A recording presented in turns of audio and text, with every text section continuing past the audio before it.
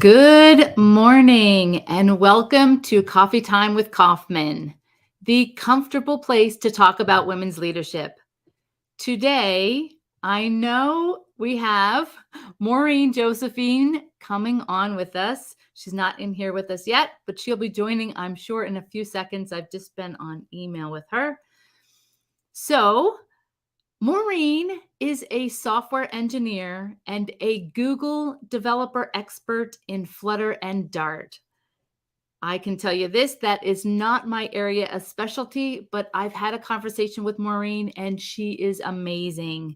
She's a young woman from Kenya doing amazing things and absolutely with a unstoppable attitude. Rather carefree, to be honest. She's very energetic, and we will be on, I'm sure, the call with her shortly. But before I get into that, my name is Maria Kauffman, and I'm a life coach. Here comes Maureen. Good morning. I say good morning. It's morning for me. Hey, Maureen, how are you? You're on mute. Oh, there you go. I'm fine. How are you? I'm very good. How are you? I'm doing great too. Cool. Looking great. I just did a little intro for the audience. I mentioned how you are that you work for Google as a Flutter and Dart expert. And I'm so glad you are here to help explain a little bit about that and to tell us more about yourself. Hey, but before I get into that, I'm drinking some flavored coffee this morning. I've got a Southern Pecan. What are you drinking, if anything? Water. I'm drinking water. Awesome. So, Maureen, tell us about yourself. You and I had an amazing conversation. You're doing all kinds of amazing things. Tell us a little bit about yourself. All right. Thank you so much. So my name is Maureen. I'm a software engineer. I build apps using Flutter. Flutter is a cross-platform SDK that runs on Android, iOS, web, desktop, and nowadays on desktop as well. So I'm so glad to be here and looking forward to sharing my journey as a person, as an individual, and plus all my community contributions. And as Maria has mentioned, I'm a GDE, Flutter GDE, recognized as the first female Flutter GDE in Sub-Saharan Africa and the first Flutter GDE in Kenya. So it entails just sharing whatever you know. Like it's more of sharing your expertise in that specific technology with the rest of the community, and also getting to learn from other people as well. So I find it as an honor. Awesome. So, thanks. So, when you and I were talking previously, tell us a little bit about how you got to the point where that you're breaking these glass ceilings and you become the first woman to do these things. How did you get into tech? Oh, that's interesting. So first of all, how I got into tech, that's an interesting journey because after high school, it was during that period when people try to create their first email address and things like that. So I had this opportunity to go and create my email address at the nearest cyber cafe. But one thing that intrigued me was the price of creating an email address. It was about 350 Kenya shillings. So at that time, I was still after school. I felt like that was a lot of cash to use to pay for an email address. And so I had this feeling of trying to think about it, like why is creating an email address so expensive? And that got me interested into trying to I had this thought of why can't I get into tech and learn about this rare machine in my village. And so I joined my campus studies to do like computer science, since I had already developed that passion to do I wanted to explore this thing on computers and everything to do with that. So I studied computer science in my campus. And also something interesting is that we were only 2 ladies in our class. And when you could miss the class, the lecturer would know that one person missed the class. Yeah, but it's easy to stand out whenever you're the only woman, right? Or the only 2 women. Yeah, that's a downside. yeah. Yeah, that's the downside, because you easily get noticed when you miss the class. And yeah, it was an interesting journey, learning from other people as well, and trying to catch up with the technology. Yeah. So you skip class. So you actually do skip class, right? And you leave the only other girl in the class. Is that what happened? Yeah, so funny thing is that during my campus studies, I didn't love coding. So I preferred networking to coding, like network engineering to coding. So when going for classes, I would say that this is not something I would do even at the end of my campus. And so I felt like I'm just going to class to write notes. And after that, I'll just do the cards and exams. But this changed during my final year of studies when I was doing my final year project. So it's usually a trend that you have to do a final year project. And at this time, it's when I realized I was passionate about mobile, since I wanted to like build an application and see it within my mobile device, open different screens and see how it works. So during my final year of studies is when I got into Android. So by getting started with Android, it was just a simple application called e-tailor application that was meant to connect tailors to their client. Since in my local area, like besides where we live, people love the African attires. So how it happens is that you get a fabric, identify a tailor, and show them a design, and then tell them that you want this design. So they take your measurement and customize it to your needs. So I felt like this application would be great for that need, trying to connect the tailors to their clients. And also for the tailors as well, they can have like a database of their clients instead of having them in a book, which might get torn or get lost. Yeah. Wow. So you're very good with design. So you kind of are marrying these 2 worlds.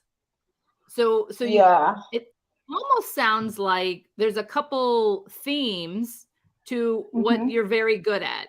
So help us understand though, you had to go to a cafe to get an email Mm-hmm. address, and it was Yeah. expensive. And then you Yeah. start talking then too about how, you're at school, right? So you call it campus. So, but Yeah. that's basically school. You're skipping class.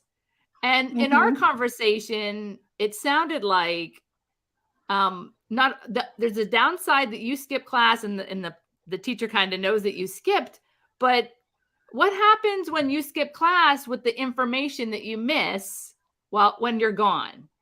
Between you and your girlfriend, you told me a really great story about how that works for you, right? Yeah. So yeah, true. So how I used to do it is that I had this friend, since we were only 2 ladies in our class, so she would never miss any class. So, and I would take advantage of that. So once she's That's a out good of friend to class, have. she doesn't like yeah, to skip. exactly. You're like, ah. Yeah, I only go when I feel like.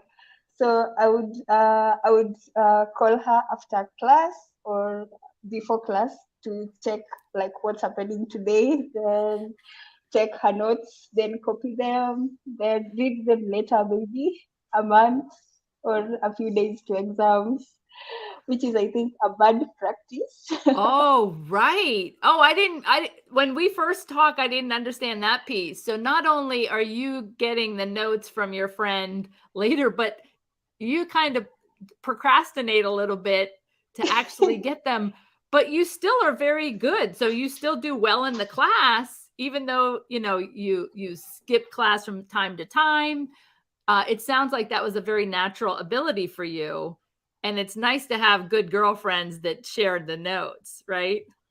Yeah, true. So you find that a day to exam, you translate, like you stay up the whole night trying to understand like what are in the notes. Pull the all-nighter. Yes. Now that was in the part though that was not your heavy preference. You don't prefer the coding part, you rather networking. Yeah. Right? So Yeah. did you skip classes for networking, or is that something that you just enjoyed more so you went to class? I actually enjoyed going to networking classes, so I would never miss them. The only challenge was attending like the coding classes, the Java programming language. I think maybe it's the way the lecturers were teaching or something. So you Yeah. find that they're teaching you how to code on paper, which is like kind of difficult to understand and try to get like what he's trying to drive at. Yeah, it's very, very difficult. The theory, you can kind of get it in your mind, but by the time you actually go and have an opportunity then to make that code work, that's a whole different ball game. So Yeah, help true. us understand then how did you get into the actually, writing code, and then, obviously, being successful pretty quickly at a young age. Tell us Yeah, that part of the thanks. story. So after completing my campus studies, I was at the stage where I wanted to, I was looking up to some other women in the tech space, and if they would talk at conferences, I would envy them. So it was at this point that, that was the end goal of what I wanted to be in future. That was how I pictured myself, like in years to come. But after campus, I was looking for internship opportunities. And it's funny that I got it. I got my first internship after attending like a tech conference where I was just going to network and meet people, just ask for opportunities around. So it was at this point where I attended a certain tech conference, and I met a guy. His name is Sigu. So he asked, what are you currently doing? And I wanted to lie that I'm not looking for internship opportunities or anything, but I just felt like this is the right moment to do so, like to seek help if I need it. So I told him, I'm trying to look for internship opportunities. Would you know of any? And he told me that, yeah, in our company, it's called for the consultants. We are offering internship opportunities. So if you are interested, you can come and join us. So at that point is when now, because I didn't want like a job straight away. I wanted to get into it and try to build up my skills. So after getting into that, after getting that opportunity, internship opportunity, that's when I discovered that I really needed to do a lot, since the way of working was kind of, it's it was sort of vigorous at first. So if you are getting started with coding, like he was this person who would make sure you get it right. So Oh, nice. we had like mob studies, trying to read a book together, and then solving code together as a team, and also these opportunities. I also had a chance to speak at events at that particular stage, which I felt like gave me that motivation to even build build on my skills. Because after presenting, because he was advising us that you can share anything, like you don't have to be perfect, but once you know everything, just share it out there. So after sharing, I think I got this confidence after presenting my first at a first tech event, like within my local area, and I presented with Flutter. So the interesting bit was people trying to ask you questions. And I was like, I didn't want to show them that I don't know. So Yeah. I was only telling them that, yeah, I'll try check it out, then get back to you. And I would sit, then try to check and do some research on the questions that I was asked. And this kind of built my skill level and Oh, confidence as well.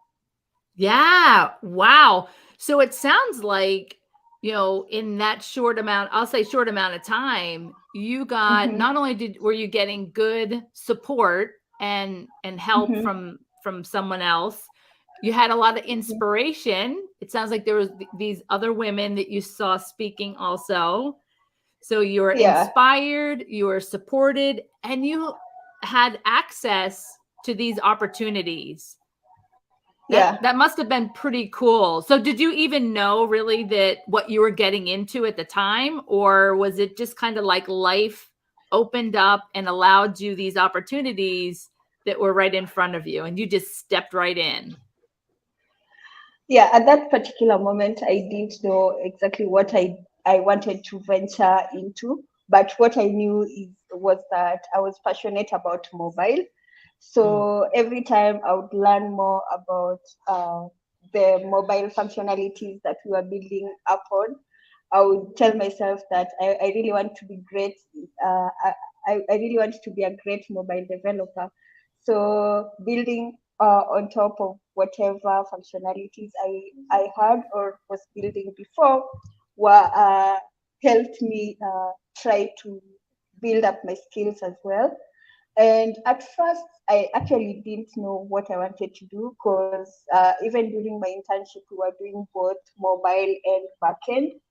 And at that point, I wanted to know everything. So I didn't want to specialize at that stage since I was just getting started. Yeah. So yeah, Good and for you. learning it.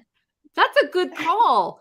So it sounds like a lot of this, you had a lot of, I'll say internal navigation. So Mhm. those are really important, decisions to be making and opportunities to be open to receiving and then going for them. I find that very interesting. Is that your nature as a person? Mhm. Um, is your girlfriend that took the notes in your class that you skipped, was she like that too? Mhm. How did you get to be, I'll say, successful? Thanks. So I think what really helped me is I'm always curious. So I always Mm. want to know more about something. And it's funny because my friend who I used to copy notes from in campus, she's now specializing in network engineering, the one that I learned and I did love coding. So now she's not doing coding, she's doing network engineering, and I'm more of a software developer, and she's not. So I feel like on my Oh, side, what really helped me is yeah, there was a switch. What really helped me is that I'm always curious to know more about something, and also something that also keeps me moving is that there was this person, she's called Emily Fortuna. She was a Google developer advocate back in 2019. So I could see her present at conferences with confidence, doing like a live coding. And yeah, she was a flutterista. She was doing Flutter by then before she left Google. And I was like, I really want to be like Emily. How is she coding without making any mistakes? And it's a live oh, coding. Yeah. oh! It So was a live coding, and she wasn't making yeah, mistakes. Really? yeah, she wasn't. So I felt like I really wanted to be like Emily and like just her confidence and her skill set because she also used to do some YouTube videos trying to teach people how to do things, especially with Flutter. And I really wanted to be like her. I Yeah. was eyeing her on the side. But also something that happened like coincidentally is that she reached out to me on Twitter, since by then people who are doing Flutter were not so many in my region. So she reached out to me that, hey Maureen, we're having this group called Flutteristas of women who are doing Flutter. Would you love to join us? And I was like, yeah, sure. I didn't turn it down. And after getting in there, I had like more support from other Flutteristas who, because it's like a smaller community of women doing similar things and people who have like a similar interest. So it really contributed to my journey in terms of trying to learn together, trying to review other people's code, working on a joint code together, and it was really amazing. Yeah, that sounds amazing. So at one point in time, you talked about going to a cafe to buy an email address. So it sounds like you didn't have a mobile phone at that time, right? No, I actually No. didn't. So, but an email address you knew was something that you wanted to have and you were willing to do whatever it took to get it. Yeah. To as I'll say, kind of like an entry point to, I mean, the whole world right now is connected via technology, and an email is pretty important. So that was a great True. move. How long between the time that you got your email address and you actually either got a phone of your own? How much time in between? I think it's about an year. But the first phone I had, it was a feature phone. It was not a smartphone. So it was that feature phone, the one with buttons. And I actually inherited it from my sister. So even as much as I had an email address, I didn't use it much on my phone. I would only use it once in a while when I go to cyber cafe to do something, or to do like a school application, or to submit assignment or something. So during that period, I think I stayed about a year before I got like a real phone where I could actually now send emails. And the funny bit was when I actually got the first phone, I didn't even know how to write emails because I think the first email I wrote I was inquiring about something, and the email header I wrote like question as the subject. I wrote it as question, then added question mark as the email subject. So the person who received the email corrected me that she told me that I should like do some research on how to write email and how to write email subjects. Don't just write like a one-word question if you are inquiring about something. So along the way, I learned through it, because I could go to a cyber cafe to apply for things related to school and also submitting assignments. So from that period, I think it's a year difference. So I had to learn a lot from that. Oh, yeah. And good for you, because sometimes what it takes is just trying. And at least you had the courage to, to get the email address and then start writing emails. Sometimes that's the best way to learn. I found in engineering that really is literally how it works. You have to take one step at a time and put one foot in front of the other. Yeah, true. So you like fashion. Yes. Tell us about outside of tech. What is your world like? What do you like to do? Yeah, I love designing things, like just coming up with anything, like mostly for dresses or anything that you'd love to, even interior design, like just making things look beautiful. So in my world outside tech, I'm passionate about fashion and design. So it was this at this point after my campus, during that period where we still wait before we go to university, I told my mom that I want to do tailoring for that period. And she was like, no, you're not going to do that. She Because said you no. see, Why? yeah, she said no, because I think at that area, people try to perceive tailors as people who haven't made it in life or something. But me, I just wanted to know how to make clothes because I really wanted to design my own clothes. So she said no, and I just said it's okay. And after my second year of campus, my cousin is a fashion designer. So I told her I really want to do fashion as well as a part-time job, and I don't know how to get started. So she told me, don't worry, once you close school, I'll teach you how to do the basics of designing. So that's when I started with that. She taught me how to cut clothes, how to join them together, how to use the sewing machine, and everything. So after that, I actually got how to know how to sew clothes, but after a period of time, I with my own savings, I bought my own sewing machine. So I told my mom that I bought my own sewing machine, and she was like, "Will you really read at school? What time will you do assignments? What time will you go to classes?" And then I just told her not to worry because Yeah. I know how to balance. Aw, that's sweet. Yeah, So she was just concerned that it would be something to distract you yeah, from true. a career. Yeah, But I yes. imagine it might complement, and it Mm-hmm, probably not only gives you a time, like downtime, mm-hmm, mentally. I know, in my line of work, sometimes being in tech and solving those kind mm-hmm. of problems, it's very, very mentally taxing.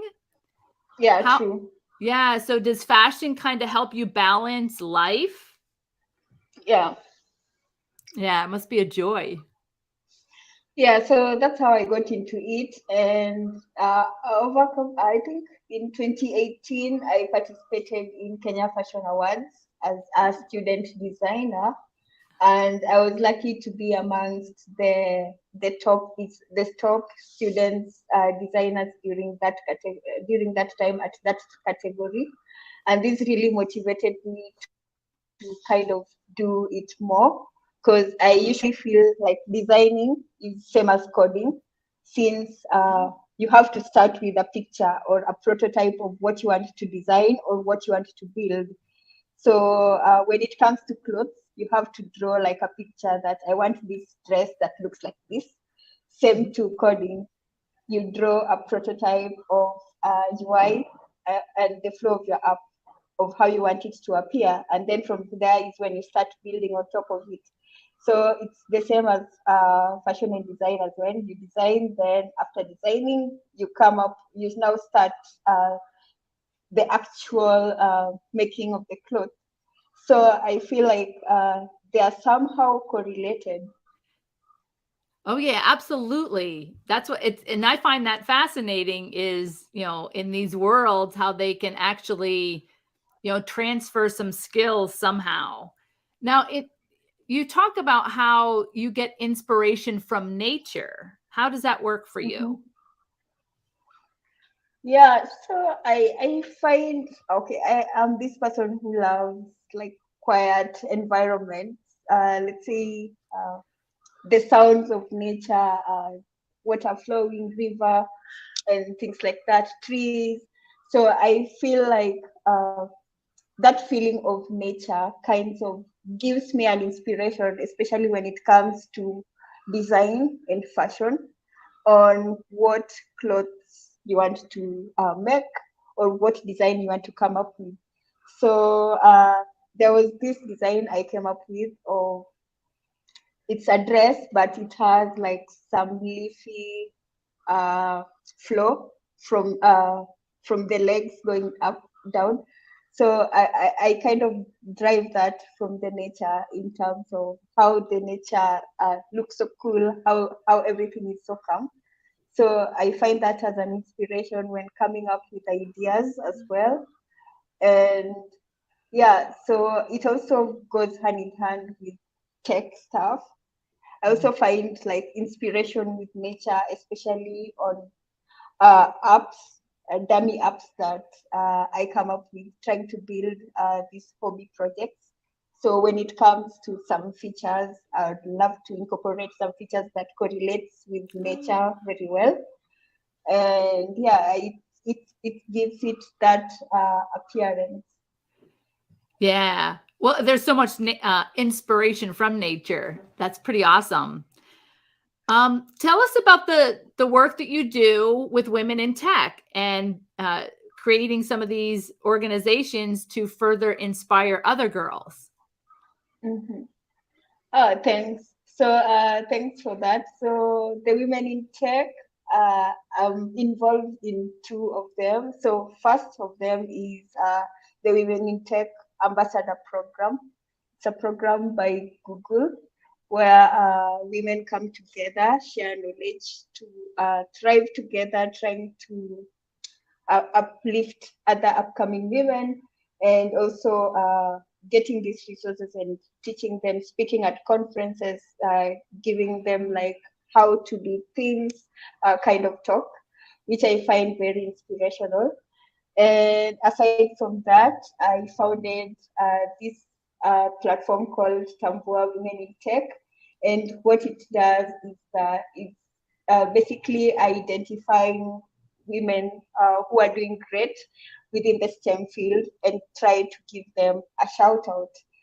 And I was really impressed by what women are actually doing outside there, because in the year 2021, we gave shout outs to about 52 women, which I find like very great, since when starting it, I didn't ever imagine that I would even reach like 10 women, giving shout outs to 10 women, because I felt like, now who am I going to give shout out to? And like I had like self-doubt when starting this.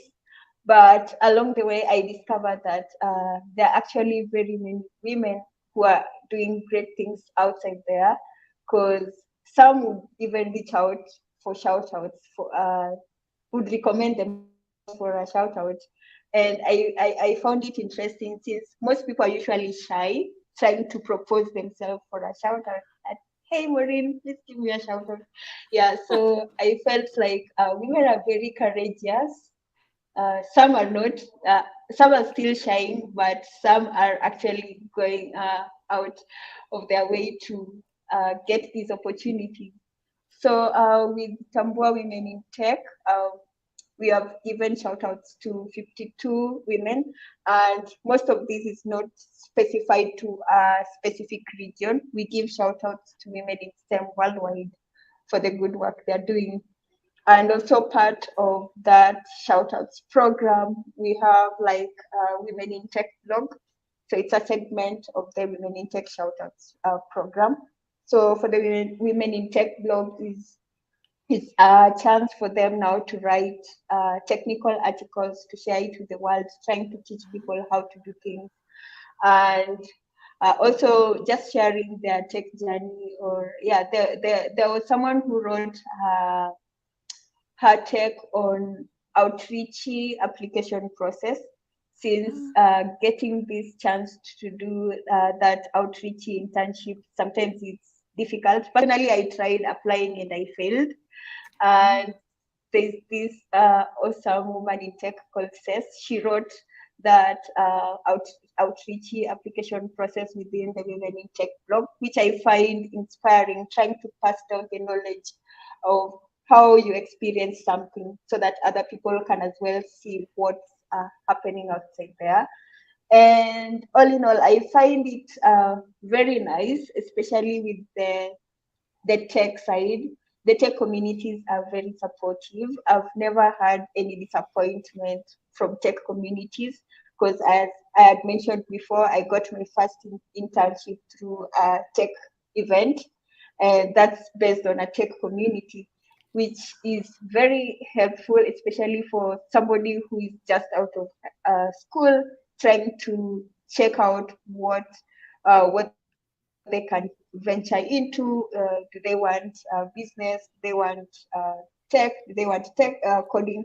So tech community is also a great success to that community of ours called Tambua Women in Tech, since we get support from all over. That is amazing. And I love the t-shirt, by the way. I love the color of your t-shirt. I love the Thank style. you. I love the logo. It's beautiful. I love thank it. you so much. But Maureen, that is really impressive and so important to communicate. And I have found the same thing, is that, like, at least recently, I've been doing these coffee times. It has been amazing how supportive women are and how easy it has been just to reach out and say, hey. I think that speaks to the fact that we're all kind of going through a very interesting and similar situation where we're running into certain obstacles, and we have the curiosity and the courage to overcome those obstacles and explore life in a way that really allows us to blend some of our skills and talents in some very unique ways. So I love what you're doing with Women in Tech. Is there anything else we've missed with all of your first? I remember when we first talked, it was like there was all these things that you were the first to do. Have we missed anything? Regarding my journey, I think we've touched most of them, especially from starting with the GDE program and up to now starting these Tambua Women in Tech Shoutouts program. And also, I feel like in my journey, I've always had support all through. So that's a plus to what contributed to my current success. And also something that I'm actually a last born in our family, and my sisters are always these people who try to show me that don't be comfortable. So that drives me out of my comfort zone, trying to get it right. Oh, nice. So you have a very, very supportive environment, and there are not every woman has those types of supportive environments, but like you said, there are a lot of support out there that even if you don't feel like you're supported, that it's really just, a step away for you to look and do some searching and find very supportive environments. I would highly encourage anyone to go and just, like you said, you show up at a conference and maybe you just start to do some basic conversation and networking with other people, and you never know what you're going to find. So you have so your sister says, don't get too comfortable. Yeah. That's what I heard you say. So what does that mean for your future?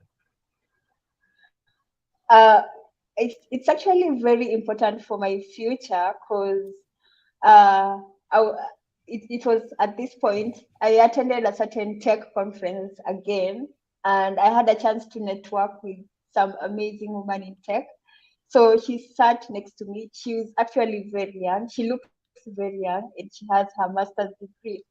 So when we were conversing, she was trying to ask what I'm trying to do with my life, and I told her what I'm trying to do, and she was like, "Do you have a vision board? Where do you picture yourself in the next few months? Don't go for years first, like just in the next few months. What do you want to achieve in the next few months?" And this really drove me into thinking that what am I really trying to do? Because sometimes we try to work on the same things over and over without, we're trying to work on the same things, trying to achieve the goal, yet we don't have like a clear picture of what we really want to do or what we really want to get. So if you have a vision board that in the next 6 months, I want to be a 10x developer, if that ever exists. Create like small goals of what you want, of what's going to help you get there. So I felt like this conversation was an eye-opening to me. And personally, I tried to sit down because at that point I didn't even know what a vision board is. After talking to her, I had to Google vision board Yep. images. Yeah, trying to see like what's really a vision board and what does it entail. So I think that has also been a part of my journey. As much as I was recognized as the first female Flutter GDE in Sub-Saharan Africa, that was something I also wanted to do, to be like years back when I was getting started. So having a clear picture of where you want to see yourself makes you work to get it. And also having these communities by your side will also help you achieve them, since you get people who have already done it. So for your case, you are hosting these coffee chats, and I feel it's amazing if I'm someone who also wants to host some coffee chats. The first person I would reach out to is you, because you are already doing it, to get like a vision of what I really want to do, what are the challenges and things like that.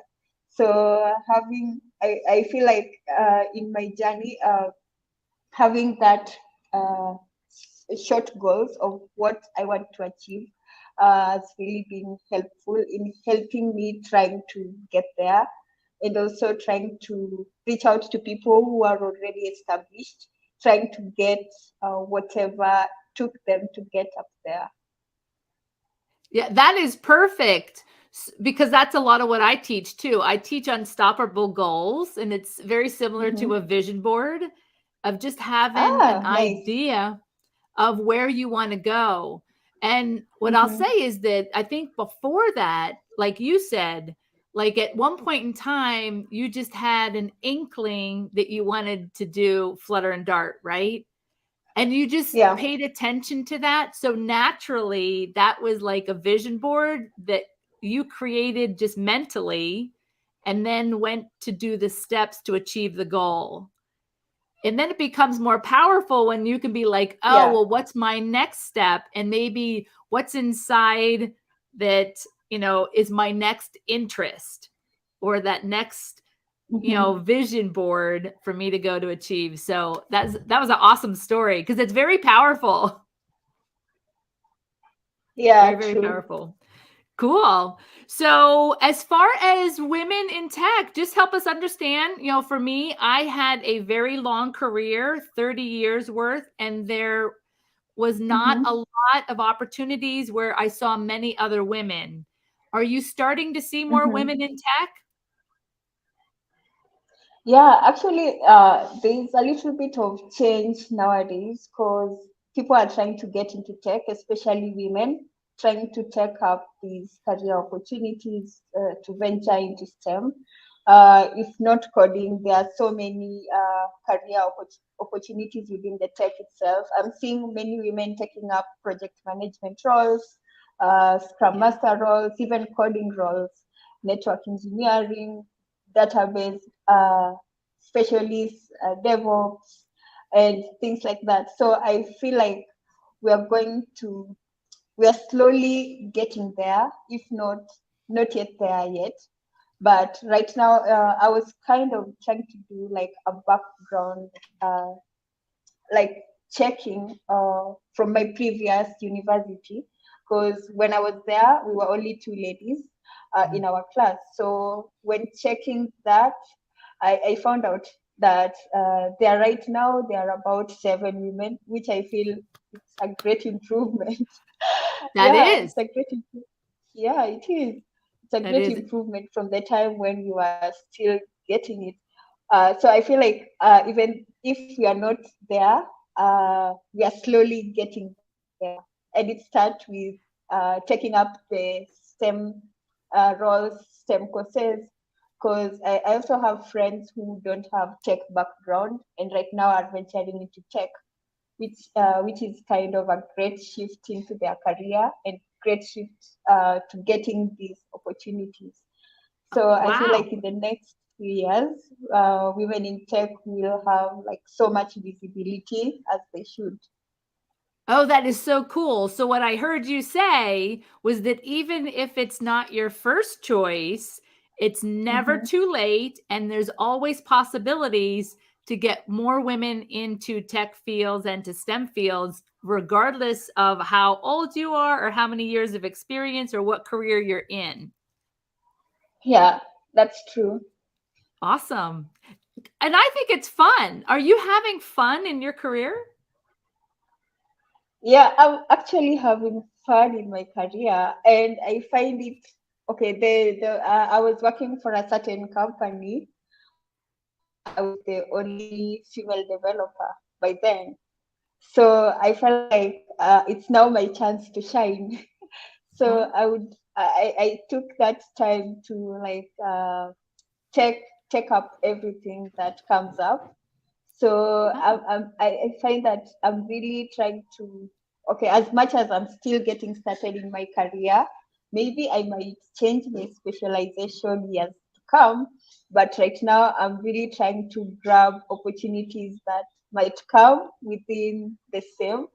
And I realized that once you start getting up there, opportunities start looking for you. Because uh, also some roles, some HR recruiters have personally reached out to me themselves through LinkedIn. So once you start getting there and you start getting noticed, these opportunities will start looking for you instead. So you'll reach at that point where you decide to make a decision that is this what I want or is this what I don't want? So you have the liberty to choose what you want and what you don't. So you see new options, and that's just another opportunity to maybe create a whole new vision board, Yeah. right? Cool. Awesome. So typically in close, is there anything else you want to share?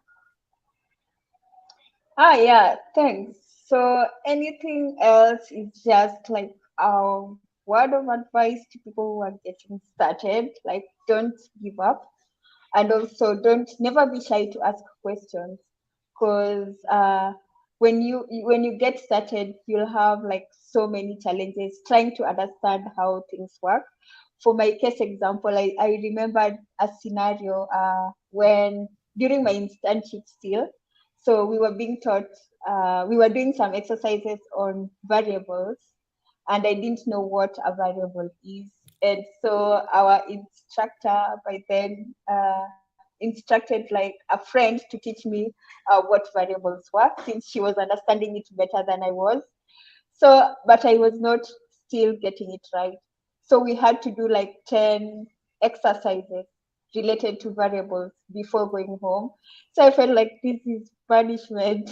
But in the Oh, end, yeah, I felt like it was a very big punishment. But in the end, I got a chance to understand it better, because doing it more than once helps you get it right.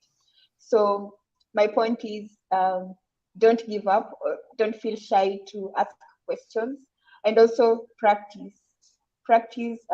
If you have a goal, maybe you want to build an application that does something, maybe does some payment remittance. So just to do practice on how you want that application to appear, how you want it to flow from step A to step B, and things like that. And also another thing is be part of tech communities, because tech communities really help in people's growth. Since I'm a witness that communities really help. yeah. And also when it comes to Tambua Women in Tech, we give shout outs to amazing women in STEM. So if you'd love to be given a shout out, just reach out to us in our LinkedIn, Twitter, and Instagram DMs. We always give a response. Awesome. So I will make sure too then to include some links in our show notes so that people have easy access to those places so that they can help you guys with some shout outs. That'd be awesome.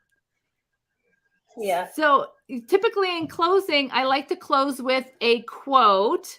And if you don't have a quote, I have one. Do you have any quotes that you'd like to share? Not at the top of my mind right now. So I picked one from Lema Bowie. It says, "The one thing I have never been afraid of is standing before important people and speaking my mind. I represent women who may never have the opportunity to go to the UN or meet with a president. I'm never afraid to speak truth to power." So she's pretty interesting. I love her story. She was instrumental in stopping a war. So very, very powerful woman. Yeah, that's a very inspiring quote. Yeah, Lema was pretty amazing. So Maureen, hang on the line with me. I'm going to close out, and then I'll see you in the back room studio. Okay. All right. Thanks. So thank you for being a part of the conversation for inspiring women's leadership. Coffee Time with Kauffman is the comfortable place to discuss women's leadership, because I am on a mission to help the world discover the truth about what women are capable of. When you are ready for your leadership mastery makeover, go to mariakaufman.com and click on Consult a Coach, where you can schedule time with me for an empowerment session. Have a great week. Enjoy your adventures and journey responsibly.